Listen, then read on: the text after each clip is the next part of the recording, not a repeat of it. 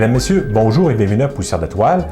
Alors, nous sommes accompagnés de Jacques Turcotte, qui est un astronome de la région de la Côte-de-Beaupré au Québec. Alors, Jacques, bonjour et bienvenue. Merci, Patrick. Bon retour parmi nous. Ben, ça me fait plaisir. Ça fait toujours un grand plaisir de t'accueillir à Poussière d'étoiles. Alors, Jacques, avant de parler du phénomène astronomique qu'on peut observer au cours du mois de décembre 2004, il s'agit d'une comète, mais on va expliquer pour les gens qui nous écoutent, c'est quoi une comète exactement?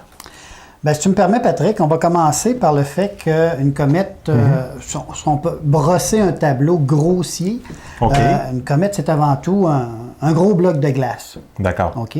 Maintenant, les comètes, c'est pas d'hier qu'on observe ça, là. Les premières observations de comètes remontent 500 ans avant Jésus-Christ. Il y a à peu près 2500 ans, si on veut. C'est la première fois qu'on a des écrits où on a vent là, de gens qui auraient observé une comète. OK. Et c'est là que ça passe. Dans ce temps-là, c'était surtout un signe annonciateur de calamité. Oui, c'était souvent ça annonçait souvent des mauvais présages, quelque chose de négatif finalement. Là. Exactement. Les gens pensaient qu'ils étaient punis, puis que, bon, Dieu envoyait sur Terre une punition, quelque chose comme ça, parce qu'on ne connaissait pas le phénomène. On ne savait pas qu'est-ce que c'était exactement. Et suite à ça, ben, c'est ça, on a fait d'observations au fil des années. Là, on s'est aperçu que c'était des trucs qui revenaient là, de temps en temps. Et on a essayé de comprendre ce phénomène-là en particulier. OK? Ce qu'il faut dire aussi, c'est que on parle, je veux dire, les professionnels pensent que les comètes seraient formées en même temps que notre système solaire. Oui, parce que justement, les comètes, ça n'arrive pas de part et d'autre. Il faut que ça parte d'une origine, il faut que ça parte d'un endroit précis dans l'espace. Alors justement, c'est qu'une comète, ça provient de où exactement? Ben, une comète, ça part d'un nuage de matière, mais en réalité, c'est des corps qui ont orbité lors de formation de système solaire. Ce serait des résidus de la formation du système solaire. OK. Et à l'époque, tous ces bolides-là qui ne se sont pas agglomérés. OK, ça origine lors de la formation du système solaire. On pense que c'est l'origine. Plusieurs milliards d'années. Exactement, voilà. 4,5 ou 5 milliards d'années ou à peu près. Okay. Quand le système solaire s'est formé, tout ce qui ne s'est pas agglutiné ensemble pour former les planètes, ou soit les planètes telluriques ou les planètes gazeuses, sont restés en orbite. Et à cette époque-là, ce nuage de corps étrangers orbitait à peu près aux alentours des orbites de Jupiter ou de Saturne. D'accord. Mais ces planètes-là, elles-mêmes, de par leur force d'attraction, la gravité en général, a poussé ce nuage-là de matière aux confins du système solaire jusqu'à une distance d'environ 50 000 unités astronomiques. Oh, 50 unités astronomiques. Qu'est-ce que ça veut dire exactement? Une unité astronomique, combien, c'est ça. Une unité astronomique, c'est la distance qui sépare de la Terre du Soleil, qui est d'environ 150 millions de kilomètres. Donc, distance Terre-Soleil, 150 millions. 150 millions de kilomètres. D'accord. Fait qu'on multiplie 50 000 fois 150 millions de kilomètres. C'est la distance qui nous sépare de ce nuage qu'on nomme le nuage de Oort. Donc, c'est une distance qui est intersidérale. Oui, c'est très loin. C'est très au-delà de l'orbite de Pluton. Et le Soleil n'agit plus. La gravité du Soleil n'agit plus sur ça. Puis on ne sent aucune chaleur du Soleil. Non, il n'y a rien. C'est très froid. C'est très froid. C'est très froid. Il n'y a plus rien qui agit. Le Soleil n'agit plus à cette distance-là. D'accord. Et dans cet anneau de matière, on pense, à l'heure actuelle, qu'il y aurait environ 1000 milliards de comètes possibles dans ce réservoir-là qu'on aurait calculé. Et essentiellement, ces corps-là, c'est ce qui forme les comètes à longue période. OK. Et si tu veux, si on veut comprendre un peu le phénomène, qu'est-ce qui pousse justement ces corps-là à quitter ce nuage-là, pour venir nous visiter de temps à autre, c'est que notre système solaire gravite autour du noyau de notre galaxie. OK. Donc, quand on parle du système solaire, c'est le Soleil. Le Soleil. Avec les 9 planètes. Avec son cortège de planètes. Alors, notre système solaire au complet, justement, c'est que ça voyage dans l'espace, mais à l'intérieur de la galaxie qu'on appelle la Voie lactée, Exactement. qui est un énorme îlot d'étoiles qui contient des milliards d'étoiles, c'est ça? Exactement. Et ce système solaire-là, qui est notre système à nous, gravite autour du noyau central de la galaxie. Du noyau de la galaxie, mais qui est très, très loin quand même, là. Puis ça prend combien de temps, je pense, à faire le tour de la galaxie? 240 millions d'années ou à peu près. Okay. À faire le tour complet du centre de la galaxie.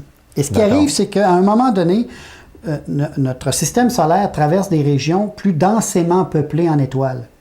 Et ces étoiles-là... Mais ça prend quelques millions d'années pour se rendre dans ces régions-là. Exactement, exactement. Okay. Ça se fait pas là, au fil des mois et des années. Là, on parle de millions d'années.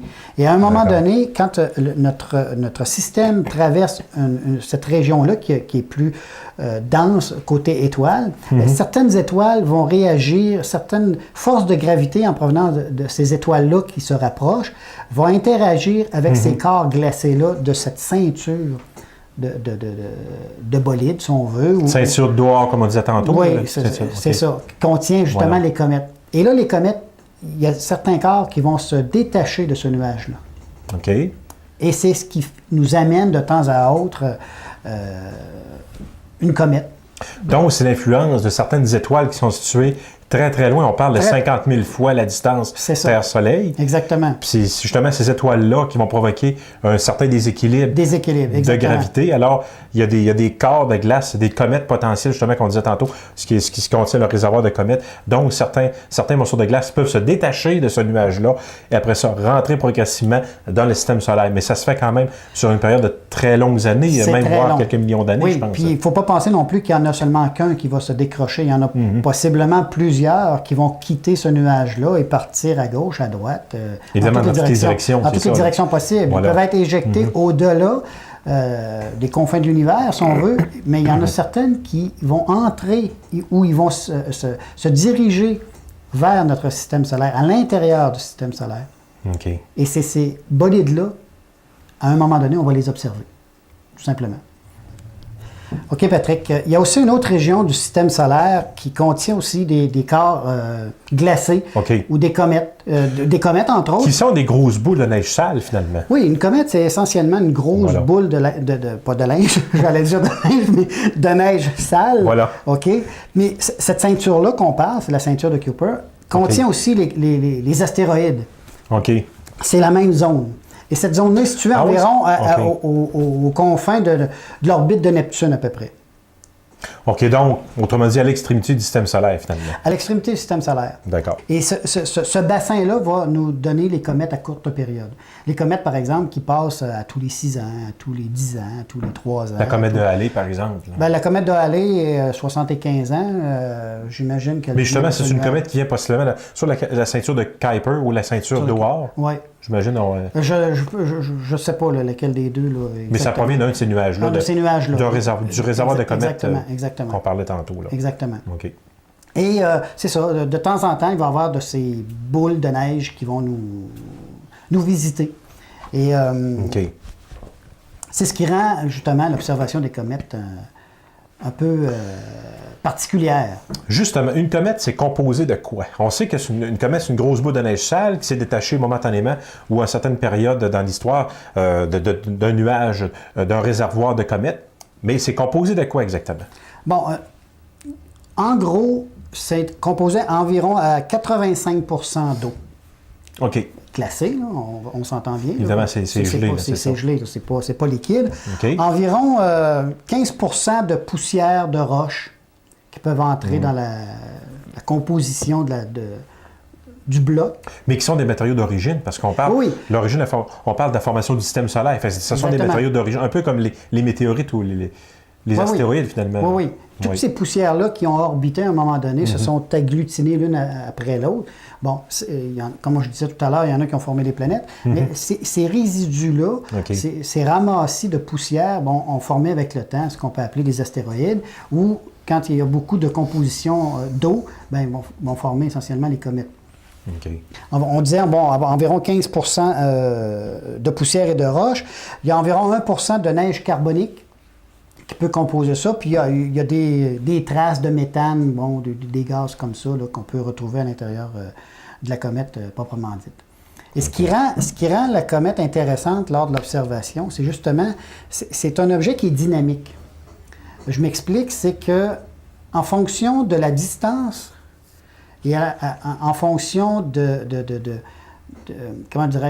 la grosseur de ce bolide-là, il va se produire des phénomènes qui vont être intéressants à observer, soit à l'œil nu soit au télescope, soit aux jumelles. Puis on peut les voir à partir de quelle région dans le système solaire, à partir de quelle distance à peu près on peut commencer à apercevoir une comète? Bon, ceux qui sont outillés pour vont les voir longtemps d'avance, plusieurs semaines d'avance, sinon quelques mois. Mais essentiellement, elles deviennent intéressantes quand elles sont environ à 5 unités astronomiques du Soleil. Donc, c'est quoi la distance? À peu près la distance Soleil-Jupiter. OK. C'est à cette distance-là que les comètes vont commencer à être actives. OK. OK? Que la chaleur du Soleil va être suffisamment forte OK. pour chauffer la surface du bloc. Ça commence à fondre, autrement dit? Ça commence, si on veut, ça commence à fondre. OK. Mais il faut penser que ça ne fond pas comme l'eau va fondre quand on augmente la température, par exemple. Pas l'eau, je veux dire la glace, qui va passer de l'état solide à l'état liquide. Puis si on continue à faire chauffer l'eau jusqu'à la faire bouillir, on va passer à l'état gazeux.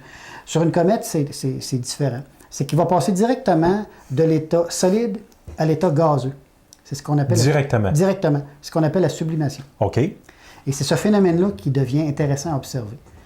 Et en fonction de la grosseur initiale du bloc rocheux, ou du bloc pas rocheux, mais de glace, OK, ouais. La comète va être plus ou moins brillante. Si elle s'approche suffisamment près du Soleil ou si la grosseur, le diamètre hors tout, là, si on veut, là, de la comète est intéressante. C'est ce qui rend les comètes très dynamiques à ce niveau-là. OK. OK. Et en fonction de la distance qu'elle va passer du Soleil, son diamètre va varier énormément.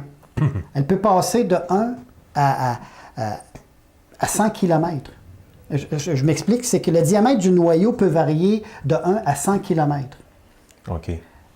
Au fur et à mesure qu'elle va se rapprocher du Soleil. D'accord. Et c'est ça qui rend les comètes très brillantes, par exemple.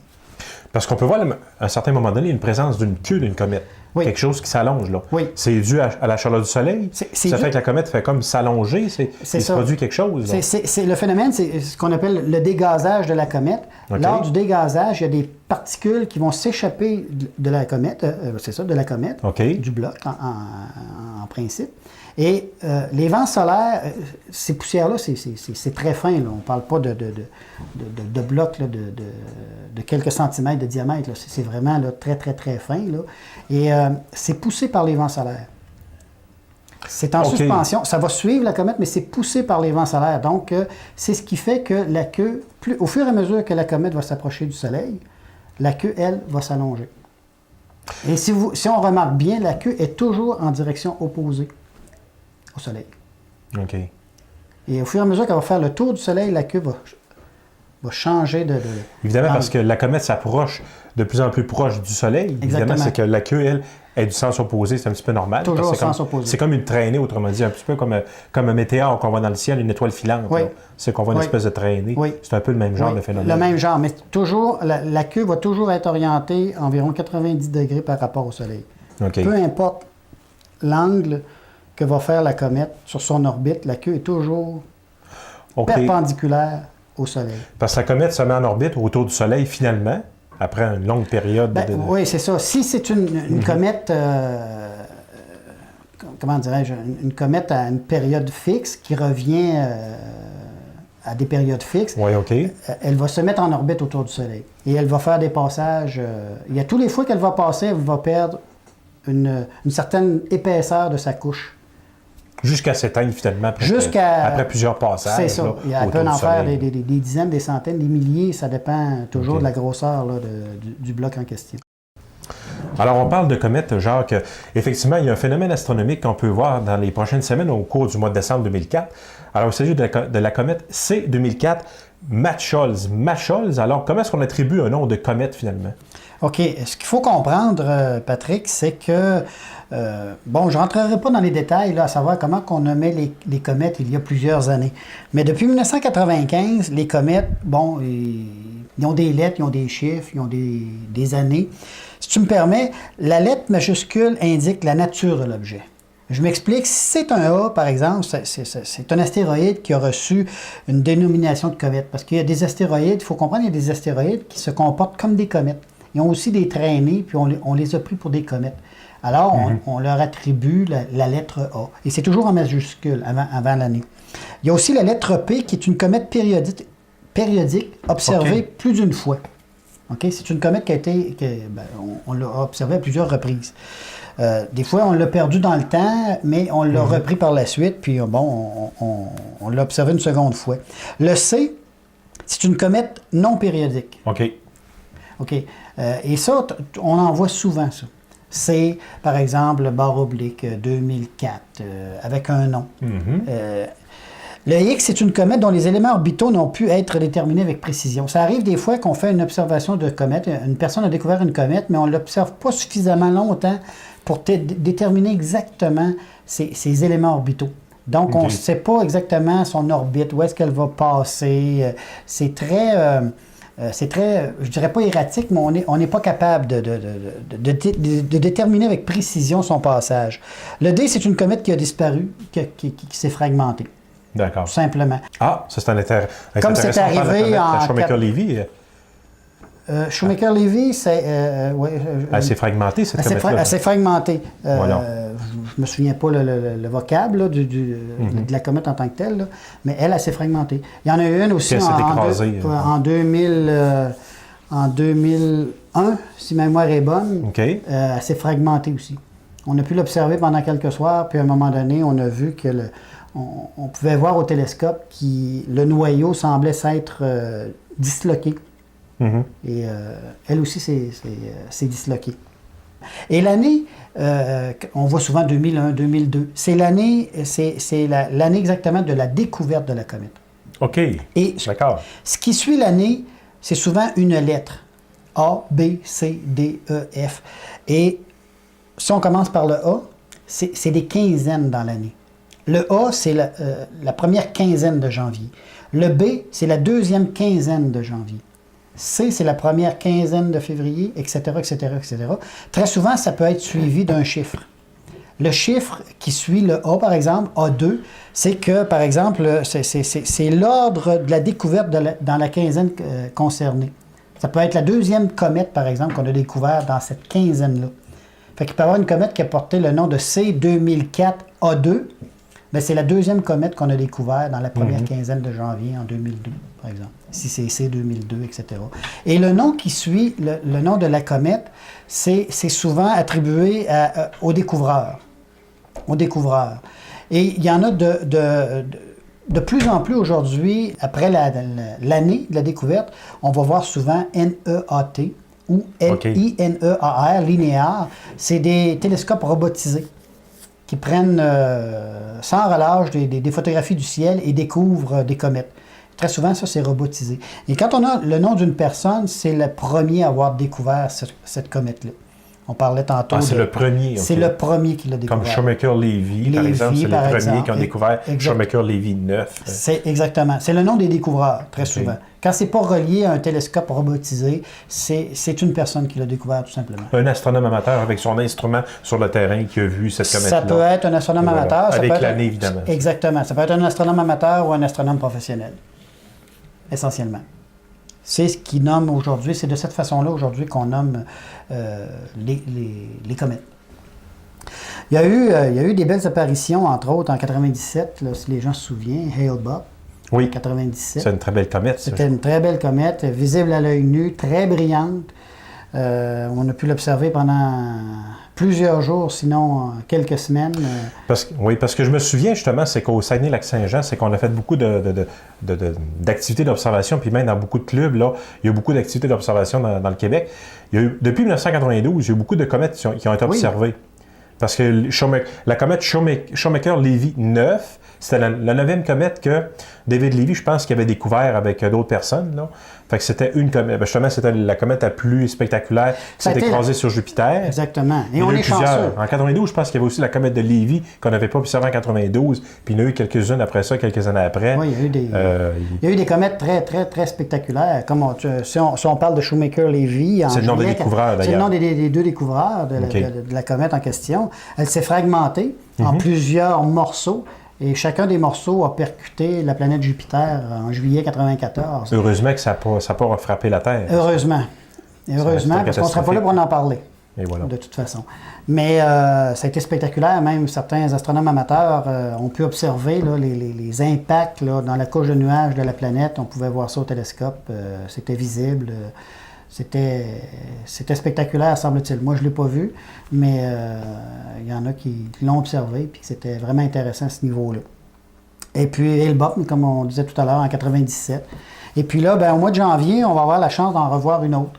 Parce qu'il en passe toujours quelques-unes par année. Il en passe plusieurs par année, plusieurs dizaines, mais il y en a qui ne sont pas observables à l'œil ou au télescope. Là, il faut des instruments, soit par photographie, entre autres, avec de longues expositions. On peut les repérer et les voir. Mais si on parle juste d'observation en tant que telle, pour monsieur, madame, tout le monde, avec des jumelles, avec leurs yeux ou un simple télescope, il en passe plusieurs. À moins que ça change. Parce que les comètes ont ceci de particulier, c'est qu'ils sont très imprévisibles. Et ce qu'il faut expliquer un peu, c'est qu'une comète qui s'approche du Soleil, quand elle commence sa période de dégazage, chaque fois qu'il y a un jet, une poche, si je peux m'expliquer, une poche d'air qui ouvre, chaque poussée de ce jet-là agit sur la comète. Il peut faire dévier la comète. Et si la comète dévie, se rapproche plus du Soleil, elle peut devenir plus brillante parce que, justement, là, elle va se faire chauffer encore plus. Le dégazage va être encore plus important, elle va devenir plus brillante. La queue risque d'être encore plus longue, meilleure sera l'observation. Parce que la queue, c'est quand même assez long dans un Oui, mais dans un champ, télescope, c'est réduit, on oublie là, cette queue-là. Parce qu'une queue de comète, ça peut avoir des millions et des millions de kilomètres de long. Ah oui, tant que ça? Oui. Et dans un télescope, on ne les voit pas. Et très souvent, à part de comètes très brillantes comme Hale-Bopp, où on pouvait voir la queue à l'œil nu, on peut pas discerner la queue à l'œil nu très souvent. Si ma mémoire est bonne, il y avait une comète, oui, c'est ça, mai 2002, il y avait une comète qui s'appelait Ekiazang, qui était magnifique. Magnifique. Dans un télescope, on pouvait pratiquement voir, là, je dirais entre guillemets, le bloc de glace, tellement que le centre était brillant. Et la queue, là, on pouvait l'observer. Et même lorsque la comète disparaissait derrière les montagnes, on pouvait quand même voir la queue, c'est comme la brillance de la queue. Ah oui, ça fait penser un petit peu à la comète Hale-Bopp en 1997. C'est qu'en direction nord, on voyait une très bonne queue. Même à l'œil nu, on la voyait très bien. On sortait à l'extérieur, on l'observait. C'était quand même très intéressant à voir. Très intéressant. En direction nord, je me rappelle très bien. Exactement. OK. Parce que selon notre position. C'est pour ça que c'est pas toujours discernable. Avec des télescopes brillants, on peut discerner des fois. Là, on peut dire, la queue est dans un angle comme ça. On peut le discerner. Mais c'est vraiment en la photographiant qu'on va voir toute la majestuosité là, de ce que peut donner une comète. Et là, ça devient intéressant. Mais pour l'observation, ce qui est intéressant, c'est qu'au fil des journées ou des nuits, plutôt, c'est qu'on peut voir son déplacement. Si on prend un repère, par exemple, par rapport à une étoile ou à une planète qui est dans son sillage ou tout près, on peut voir que le lendemain, elle a dépassé l'étoile en question, ou même des fois 1 heure ou 2 heures après. Et on voit vraiment que la comète se déplace. Et c'est ça qui devient intéressant. C'est ce qui rend les comètes vraiment intéressantes lors des observations. Jacques, en terminant, la comète C2004, est-ce que ça annonce un mauvais présage? Je pense pas. C'est pas relié au terrorisme? Je pense pas. Alors Jacques, merci beaucoup d'avoir participé à l'émission. C'est toujours un plaisir de t'accueillir. Ça fait plaisir, Patrick.